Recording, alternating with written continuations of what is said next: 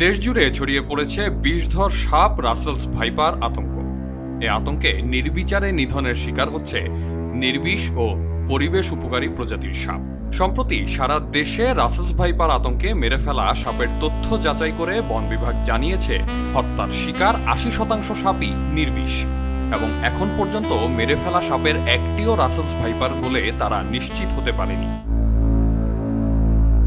কিছুদিন আগে Russell's viper সম্পর্কিত তথ্য জানানোর জন্য ৫টি হটলাইন চালু করে বন অধিদপ্তরের বন্যপ্রাণী অপরাধ দমন ইউনিট। অধিদপ্তর সূত্রে জানা গেছে প্রতিটি নম্বরে ঘন্টায় গড়ে ৪০টি করে ফোন কল আসছে।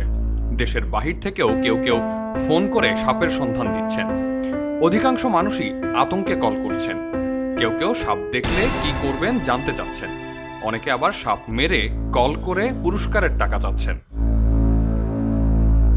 বন্যপ্রাণী অপরাধ দমন ইউনিটের একাধিক কর্মকর্তা জানিয়েছেন, সাপের খবর দেওয়া তথ্যদাতাকে ছবি পাঠাতে বললে কেউ সাপ মেরে বা জীবন্ত সাপের ছবি দিচ্ছেন, কিন্তু ছবি পাওয়ার পর দেখা যাচ্ছে সেগুলো মোটেই রাসেলস ভাইপার নয়। হঠাৎ করে কেন এই বিষাক্ত সাপের আনাগোনা শুরু হলো সে বিষয়ে বন অধিদপ্তর বলছে, দুটি কারণে এই ঘটনা ঘটছে।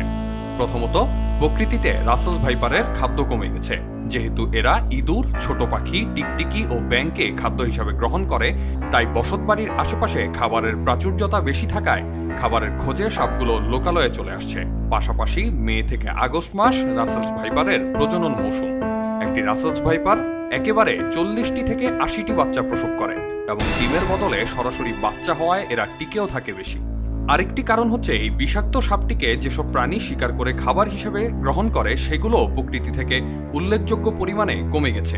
উপরন্তু জনমনে ছড়িয়ে পড়া আতঙ্কে নির্বিচারে ঘরগিন্নি, অজগর, দাঁড়া, শঙ্খিনী সহ বিভিন্ন প্রজাতির সাপ মেরে ফেলা হচ্ছে। এসব সাপের অধিকাংশেরই খাদ্য রাসেলস ভাইপার। তারা বিষাক্ত রাসেলস ভাইপারকে খেয়ে লোকালয়ের মানুষকে সুরক্ষিত রাখে, অথচ হুজুগে মানুষ উপকারী সাপও মেরে ফেলে প্রকৃতির ইকোসিস্টেমে ব্যাঘাত ঘটাচ্ছে। এতে করে ভবিষ্যতে হিতে বিপরীত হতে পারে। বন্যপ্রাণী অপরাধ দমন ইউনিট জানিয়েছে, রাসেলস ভাইপার গাছেও ওঠে না, ঘরেও আসে না।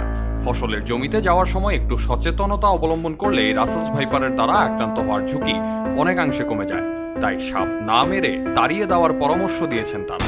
সাপের বিষ নিয়ে গবেষণা করা প্রতিষ্ঠান ভেনম রিসার্চ সেন্টার এক বিবৃতিতে জানিয়েছে, গুজবের ক্ষেত্রে পুরনো ছবি ব্যবহার করা হচ্ছে। যেখানে রাসেলস ভাইপার থাকার কোনো সম্ভাবনা নেই সেই জায়গার ছবিতেও সাপটি দেখানো হচ্ছে। এমন সব প্রজাতির সাপের ছবি প্রচার করা হচ্ছে যার কোনো অস্তিত্বই বাংলাদেশে নেই। সামাজিক যোগাযোগ মাধ্যমে রাসেলস ভাইপার নিয়ে কোনো পোস্ট বা তথ্য শেয়ার দেওয়ার আগে জেনে বুঝে নিশ্চিত হতে পরামর্শ দিয়েছে প্রতিষ্ঠানটি। রাসেলস ভাইপার বা চন্দ্রবোরা সাপ ভারতীয় উপমহাদেশের অন্যতম বিষধর সাপ এবং উপমহাদেশের প্রধান 4টি বিষধর সাপের একটি।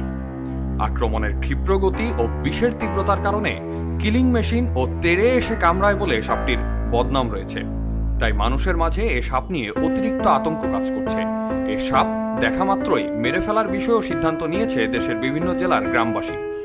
তবে সত্যি কথা হলো, রাসেলস ভাইপার সাধারণত স্বপ্রবৃত্ত হয়ে আক্রমণ করে না, কিন্তু একটি সীমার পর তাকে বিরক্ত করলে অন্যান্য সাপের তুলনায় প্রচণ্ড আক্রমণাত্মক হয়ে ওঠে। ভারত ও বাংলাদেশে মহাবিপন্ন প্রাণীর তালিকায় রয়েছে এ সাপটি। ২০১৫ সালের লাল তালিকা অনুযায়ী রাসেলস ভাইপার বাংলাদেশে সংকটাপন্ন প্রাণীগুলোর একটি। আহমদ সিফাত, খবরের কাগজ। এলো খবরের কাগজ, নিখাত, নির্ভীক, নিরপেক্ষ।